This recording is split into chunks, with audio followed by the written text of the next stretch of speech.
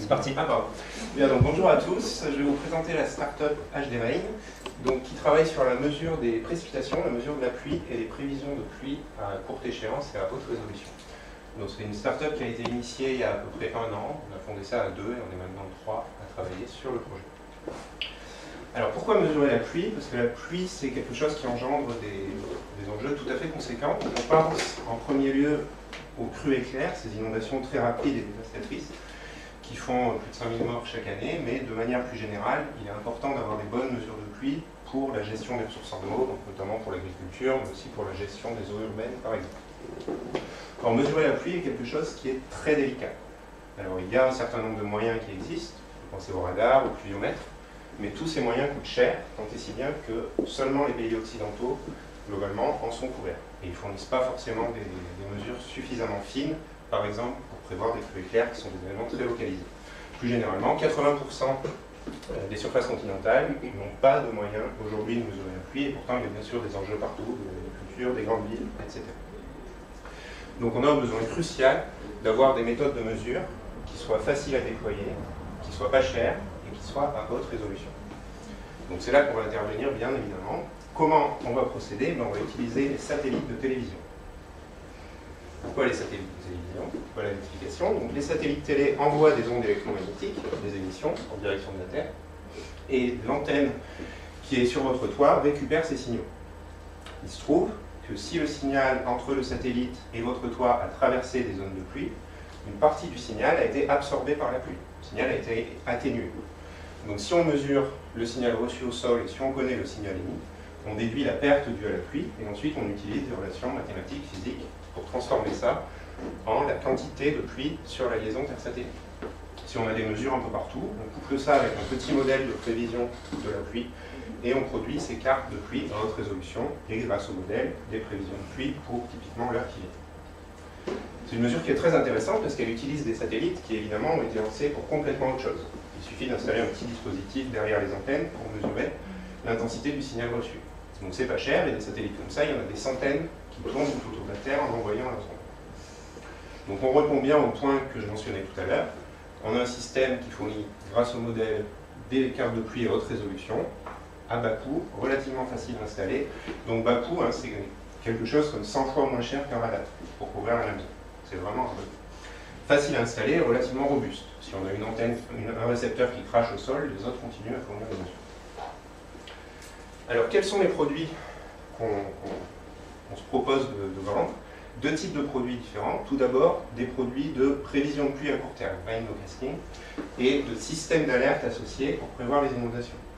Donc, nos destinataires, pour ça, c'est les compagnies d'assurance, c'est les villes qui sont sujettes aux inondations, typiquement autour de la Côte d'Azur. Et ce qu'on leur propose, c'est à la fois les mesures de pluie, les cartes de pluie, mais aussi des systèmes intégrés d'alerte, donc par exemple des SMS envoyés aux usagers concernés. Un deuxième marché potentiel très intéressant, c'est celui de la gestion des ressources en eau, en particulier pour les régions non couvertes par les moyens de mesure conventionnels, donc typiquement les pays en développement, pour l'agriculture, ou aussi pour les inondations dans les grandes villes. C'est quelque chose qu'on vous propose de faire plus tard, c'est un peu plus difficile d'accéder à ces marchés. Pour finir, HDRain en 2017, qu'est-ce que c'est? L'objectif de l'année, c'est d'avoir un système de mesure opérationnel sur la région toulousaine. Donc on a déjà un premier capteur qui fonctionne actuellement à Toulouse. Vous avez la photo de l'antenne ici, tout le dispositif est derrière, bien évidemment, pour convertir les mesures en taux de pluie. Et on est en train de construire 20 autres capteurs qui seront déployés d'ici la fin de l'été et qui nous permettront de produire ces cartes de pluie sur la région toulousaine en direct. On recherche des early adopters pour ces produits, donc on a quelques contacts, notamment avec le festival Veilleux locaux ou avec Tisséo, et on va développer à présent ce système d'alerte intégré pour pouvoir proposer à nos clients un produit complet. Vous pouvez nous suivre sur HDRain, vous nous demandez s'il va pleuvoir, on vous répondra. Pour l'instant, on vous répondra en utilisant votre expertise, puisqu'on n'a pas encore des systèmes opérationnels, et dès qu'ils seront là, évidemment, on les utilisera. Merci. Et à mon tour. Et à mon tour, en 14 secondes, si vous voulez accueillir une antenne, c'est vrai que c'est pas si loin de tout. Ouais, vous pouvez nous donner des emplacements, on viendra installer des antennes chez vous si ça vous intéresse.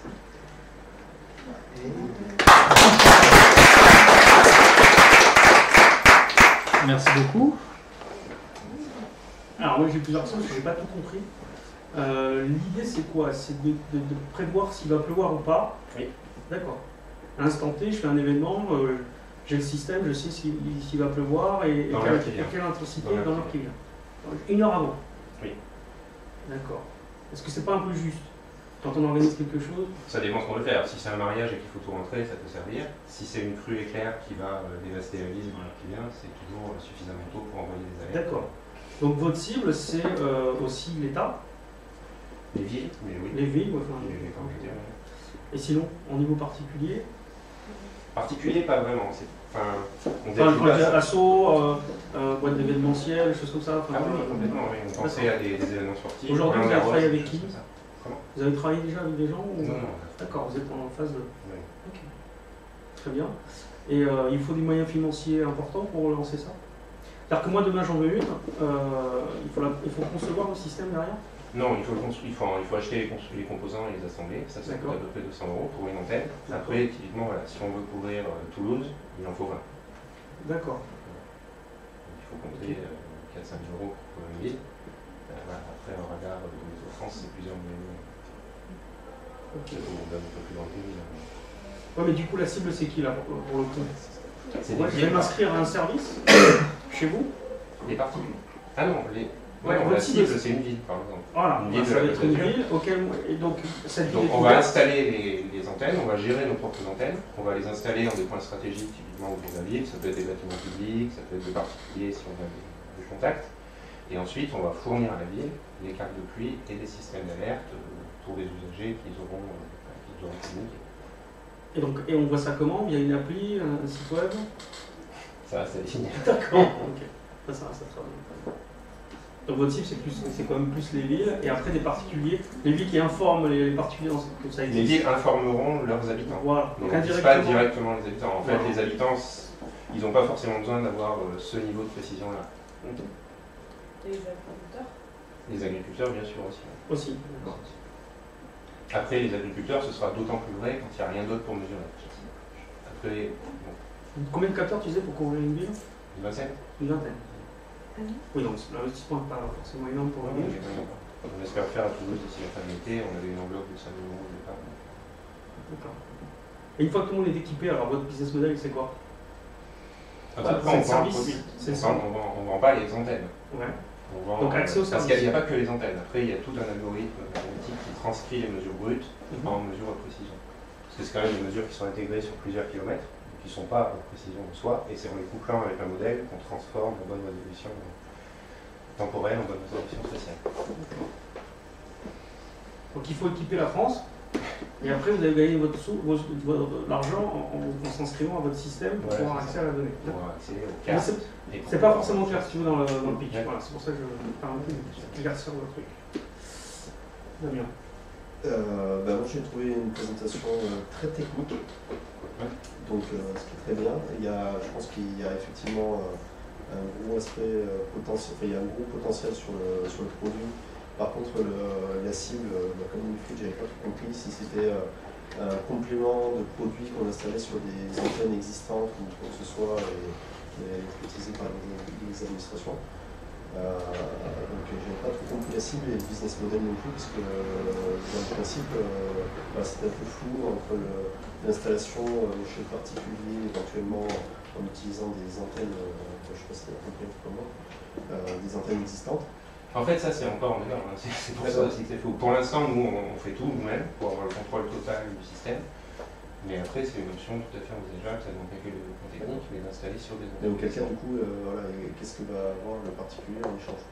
Si c'était une installation sur une antenne existante ou quoi que ce soit. Ah oui, après, il aura le privilège d'avoir la mesure, d'avoir fait lui-même la mesure, ou d'avoir peut-être accès gratuitement donné, mais les cibles, effectivement, ne sont pas les particuliers.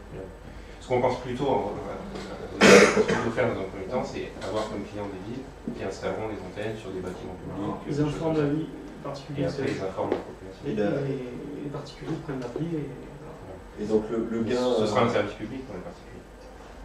Oui, c'est ça. Mais le gain global, par exemple, sur le territoire de la France, si comme disait Wilfried, si la France s'équipe entièrement sur ce genre de choses. Ça coûtera beaucoup moins cher avec les radars. Après, le fait est que les radars ils sont en fait, pour l'instant sur la France. C'est pour ça que notre ambition n'est pas forcément de couvrir toute la France, mais plutôt de cibler des zones précises, des forces d'enjeu.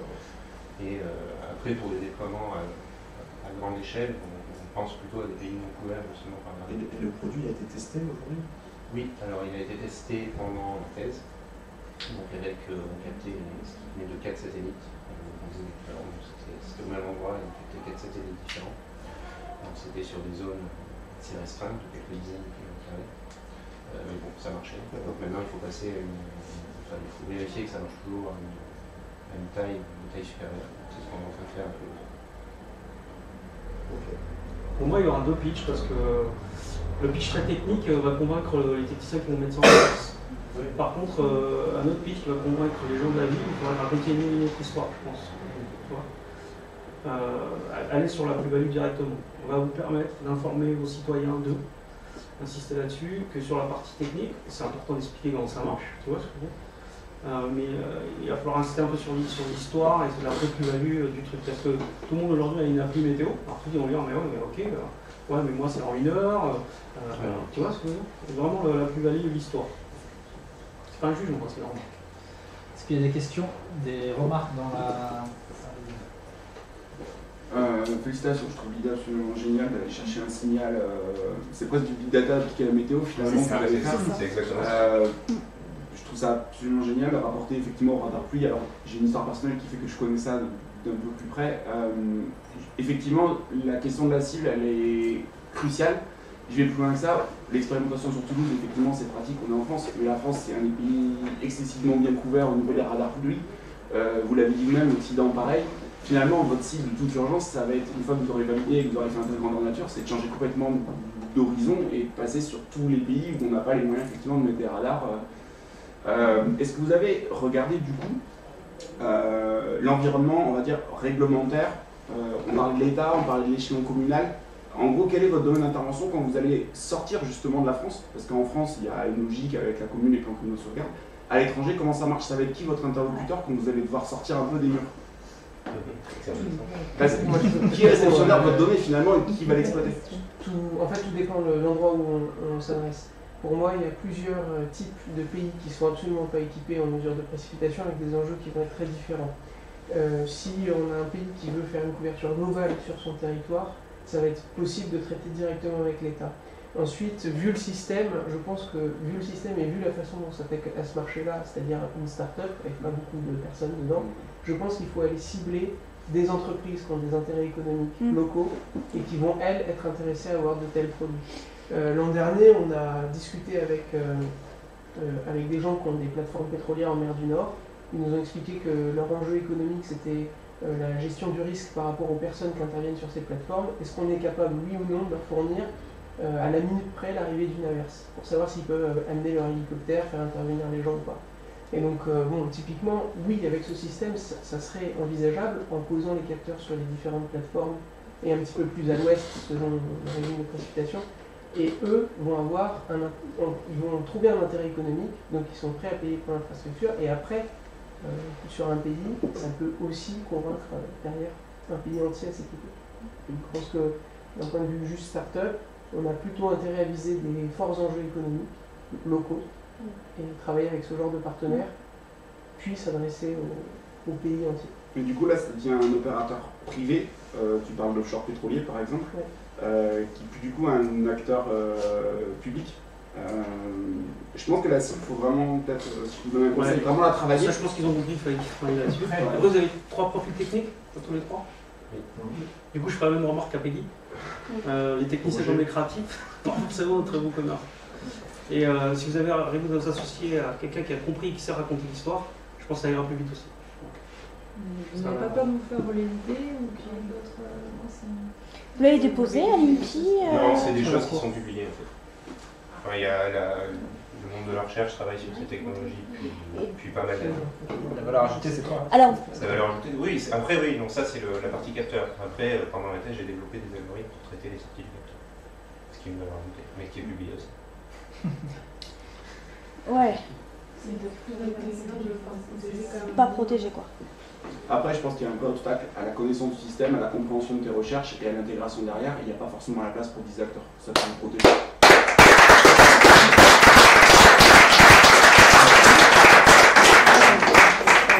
Attention au bleu sur bleu dans les présentations.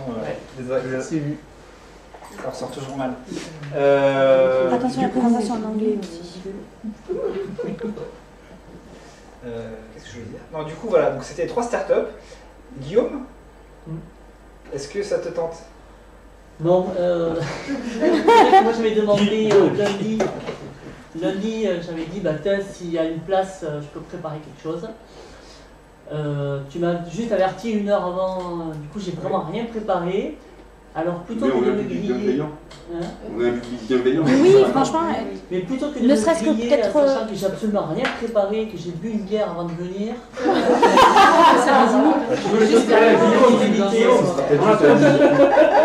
On l'introduit, t'es obligé de présenter. Ouais, j'ai un peu de projet. Allez, Guillaume, allez. Allez.